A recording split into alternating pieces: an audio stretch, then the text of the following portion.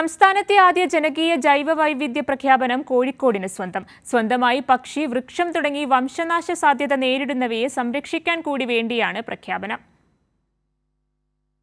കോഴിക്കോട് ജില്ലയുടെ സ്പീഷീസ് പ്രഖ്യാപനത്തിലൂടെ ജില്ലയിൽ വംശനാശം വരുന്നതും സംരക്ഷിക്കപ്പെടേണ്ടവയുമായ ചേർത്തുവെക്കുക എന്നതാണ് ലക്ഷ്യമിടുന്നത്.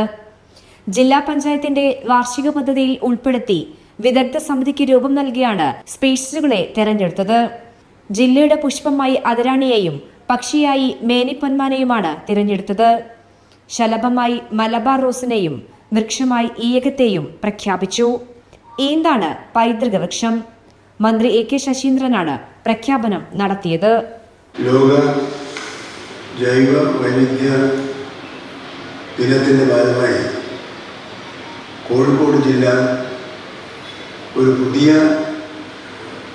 രീതി അവലംബിച്ചുകൊണ്ട് ഈ ദിനം സമുചിതമായി ആചരിക്കുകയാണ്. അന്താരാഷ്ട്ര ജൈവ വൈവിധ്യ ദിനത്തിൽ കേരളത്തിലെ വിവിധ ഭാഗങ്ങളിൽ ഇതുപോലുള്ള ആഘോഷ പരിപാടികൾ വളരെ ശ്രദ്ധേയമായ വിധത്തിൽ നടത്തിക്കൊണ്ടിരിക്കുകയാണ്.